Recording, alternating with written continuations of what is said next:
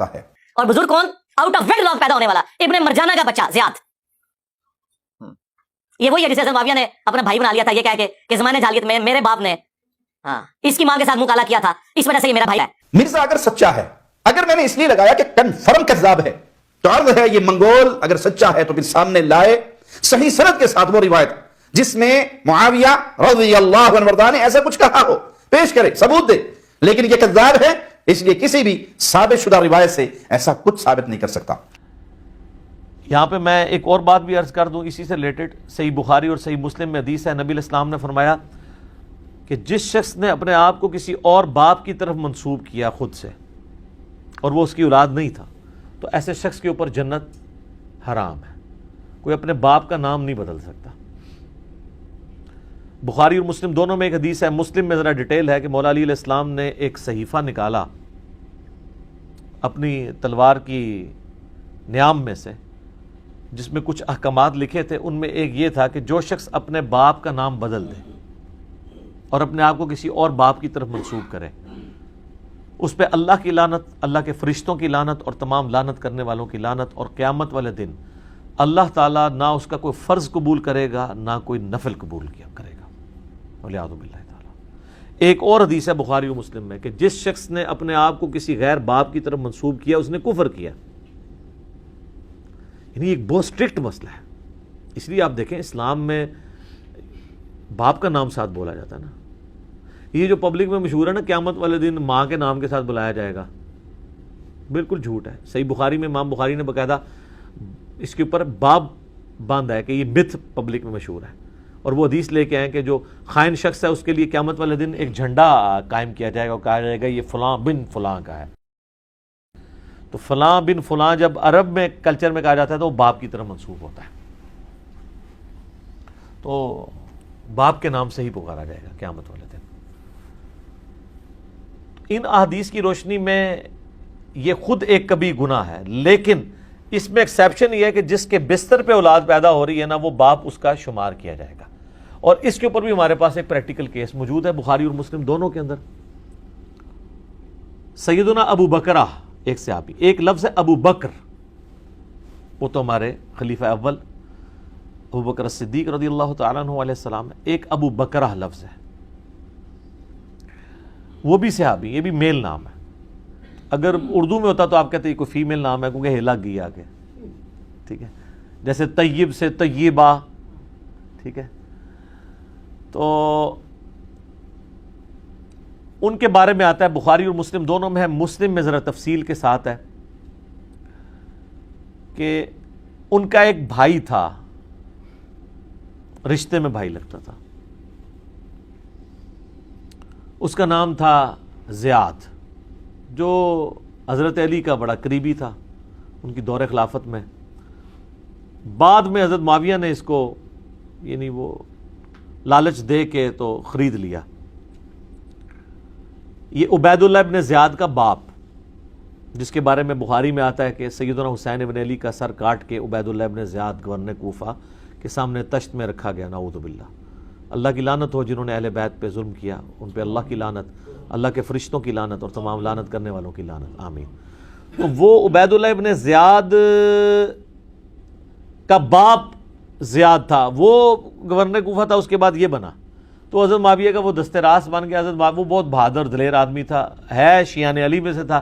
اس کو ساتھ ملانے کے لیے حضرت معاویہ نے کہا کہ بھئی تیری ماں کے ساتھ میرے باپ نے زمانے جاہلیت میں بدکاری کی تھی اور تو اس سے پیدا ہوا تھا، لہذا آندہ سے تیرا نام جو ہے وہ زیاد بن ابی سفیان ہے.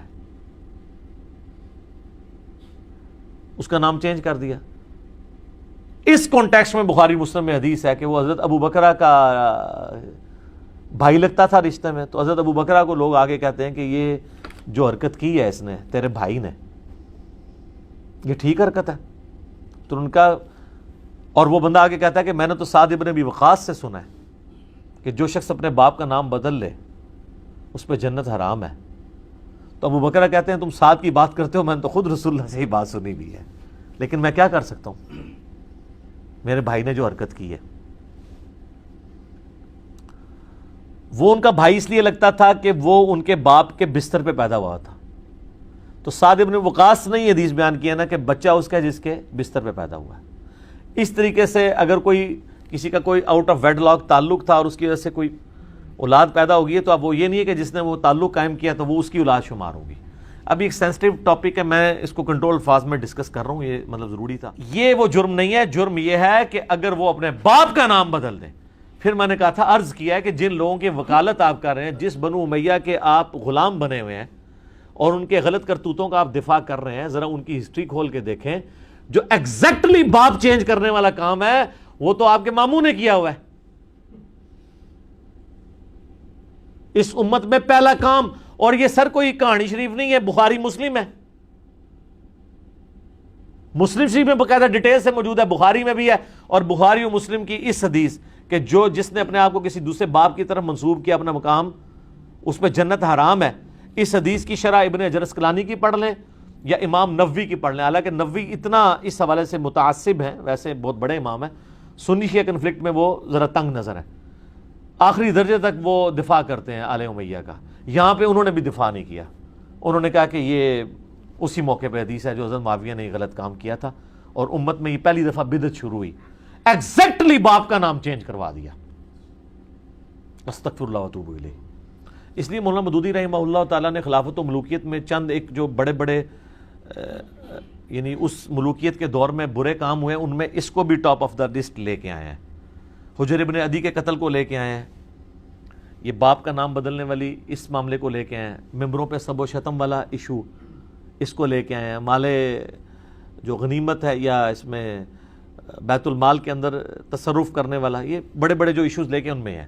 اور آپ حیران ہوں گے کہ مولانا تقی عثمانی صاحب جو بندیوں کے مفتی ہیں, انہوں نے جو ہے وہ امیر شام کے دفاع میں کتاب لکھی تو انہوں نے اس واقعے کو, جس کا آج تک امت نے کبھی انکار نہیں کیا, یہ والا زیاد کے باپ کے نام بدلنے والا, زیاد بن ابی سفیان کرنے والا, تو انہوں نے اس کے لیے پتہ نہیں کیا کچھ کہانیاں گھڑی کہ جی اس زمانے میں وہ بھی نکاح تصور کیا جاتا تھا, وہ اس طرح ہو جاتا تھا, تو وہ ہو جاتا تھا, تو یہ ہو جاتا تھا. یہ 14ویں صدی کا مولوی کہہ رہا ہے, اور جو اس زمانے میں صحابہ ہیں, اور وہ صحابی جو زیاد کا بھائی ہے ابو بکرہ ماں کی طرف سے, کیونکہ اس کے بستر پہ وہ پیدا ہوا تھا, اس کے باپ کے بستر پہ, وہ بھی اس پہ فٹ کر رہا ہے کہ میرے بھائی نے غلط حرکت کی ہے.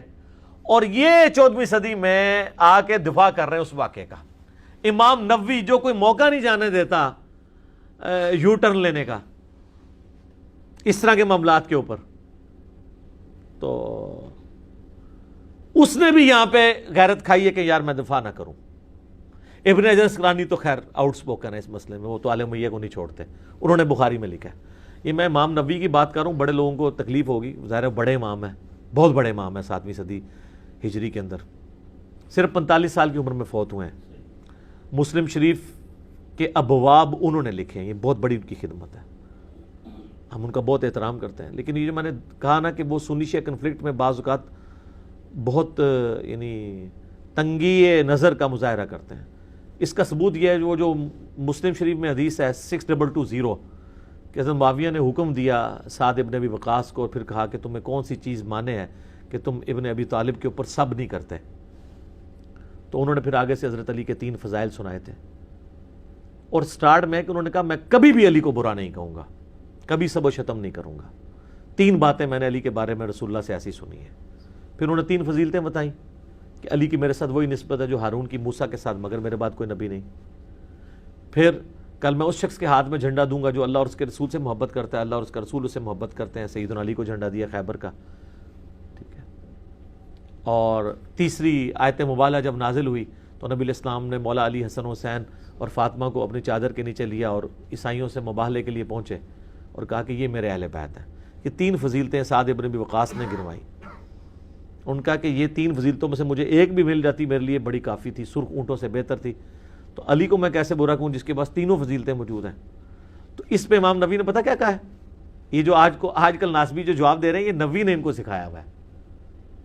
انہوں نے کہا وہ اصل میں یہ پوچھنا چاہ رہے تھے کہ باقی لوگ تو گالیاں دیتے ہیں تو آپ کیوں نہیں گالیاں دیتے ہیں, مجھے وہ مطلب آپ فضائل سنائیں تاکہ میں بھی وہ فضائل بیان کروں. ہائے ہائے ہائے کڈی کوڑی بڑائی. تو پھر میں نے جواب دیا تھا کہ کہانی کہانی ہوتی ہے، چور اپنی لنگوٹی چھوڑ جاتا ہے. اس کا ایک طریق اسی سند کے اوپر سنن نسائی الکبریٰ کے اندر خصائص علی والے چیپٹر میں موجود ہے.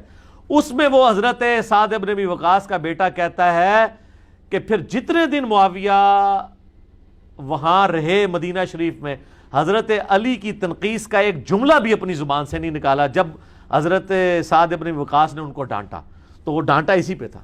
اور ابن ماجہ میں بھی اس کا ایک طریق موجود ہے جو البانی صاحب اس کو صحیح کہتے ہیں، زبیر علی صاحب اختلاف کرتے ہیں. بال البانی کے ماننے والوں کے لیے تو اس میں یہ ہے کہ حضرت سعد غصے میں آئے اور کہا تو اس شخص کے بارے میں بات کرتا ہے جس کے لیے یہ فضیلتیں. انہوں نے ایک چوتھی فضیلت بتائی، من کنت مولا فہذا علی مولا. تو یہ میں نے نووی کا چونکہ ذکر کیا تھا تو وہ کہیں گے بھی امام نووی کو یہ کہہ دیا. اہل حدیث کو مزید ٹھنڈا کرنے کے لیے میں بتا دوں کہ امام نووی عام بندے کے لیے تقلید کو واجب قرار دیتے ہیں. لہذا آپ جو امام نووی کے جو اس وقت ٹھیکیدار بنے ہوئے ہیں صرف اس لیے کہ اس نے آل امیہ کا دفاع کیا ہے، تو آپ کے لیے اتنا کافی ہے کہ جس چیز کو آپ شرک کہتے ہیں نا اس کو وہ واجب کہتا ہے. اونٹ جاؤ بڑے مولویوں نہ لڑو. ہاں جب وہ اہل حدیث کا تو پورا مسئلہ اس پہ کھڑا ہے تقلید شرک. نووی کہتا ہے عام بندے کے اوپر واجب ہے، اور نووی نو تسی رحمت اللہ تے چھوڑ کے کچھ اور کہنا شروع کر دینا ہے. ٹھیک ہے نا. تو میں نے تو آپ کو پتا ہے ہم تو اس وقت علمی میدان جنگ میں ہیں. ہم نے تو ہر چیز چلانی ہے. جہاں پہ علمی میزائل کی ضرورت ہوگی میزائل چلائیں گے، جہاں گرنیٹ کی ضرورت ہے گرنیٹ ہوئے گی، تو علمی جدے قلم کی ضرورت ہے وہ قلم چلائیں گے. تو ان کو تو میں نے آر لگا دیا ہے کہ تسی تو پائی پہلے فکر کرو کہ وہ تقلید کو واجب کہنا ہے، تسی شرک کہندے ہو. شرک وڈا مسئلہ ہے، آل امیہ دا دفاع چھوٹا مسئلہ ہے. تو تواڈے سے اتنا ہی کافی ہے، کیونکہ یہ آج کل بڑا وہ امام نووی رحمہ اللہ کر کے وہ نووی کو، ان کو نووی سے کوئی ہمدردی نہیں ہے. نووی سے صرف اتنا ہمدردی ہے کہ وہ آل امیہ کا دفاع کرتا ہے، اور اس کے لیے وہ ملا علی قاری کے بھی اقوال لے آتے ہیں. حالانکہ ملا علی قاری کے اگر 2 اقوال ان کے حق میں ہیں تو 20 ان کے خلاف ہیں. تو میں نے اپنے ریسرچ پیپر میں بھی ڈال دی ہیں کہ انہوں نے کیا کیا جنگ صفین کے اوپر، امیر شام کے اوپر کیا کیا کامنٹس پاس کیے ہیں، عمار بن یاسر کے قتل کے اوپر کیا کیا کامنٹس پاس کیے ہیں. ٹھیک ہے. تو اتنے سخت الفاظ ہیں یہ سن بھی نہیں سکتے، اس لیے میں نے اس کو میٹھی پوڑی میں تک پہنچایا تھا. میں آج اس کو سکپ کر رہا ہوں. میرا ایک کلپ 3 لاکھ سے زیادہ لوگ یوٹیوب پہ دیکھ چکے ہیں، محمد بن عبد الوہاب شیعہ، جس میں نے تلک عشرۃ کاملہ 10 حوالے ان کے بیٹے کی کتاب سے پیش کیے تھے. اور میں نے کہا تھا کہ یہی باتیں بڑے نرم انداز میں ہم کرتے ہیں تو ہمیں یہ گالی دینے کی کوشش کرتے ہیں جو ان کو پلٹ کے پڑھتی ہیں ناسبیت کی شکل میں. تو جبکہ ان کے امام جن کو یہ بڑا امام سمجھتے ہیں انہوں نے تو یہ باتیں کی ہیں. ٹھیک ہو گیا جی. اللہ تعالیٰ سے دعا ہے جو حق بات میں نے کہی اللہ تعالیٰ ہمارے دلوں میں راسخ فرمائے. اگر جذبات میں میرے منہ سے کوئی غلط بات نکل گئی تو اللہ تعالیٰ ہمارے دلوں سے ہی اسے محو کر دے، ہمیں معاف بھی فرما دے، ہمیں کتاب و سنت کی تعلیمات پر عمل کر کے دوسرے بھائیوں تک پہنچانے کی توفیق عطا فرمائے. سبحانک اللہم و بحمدک اشہد ان لا الہ الا انت استغفرک و اتوب الیک وما علینا الا البلاغ المبین.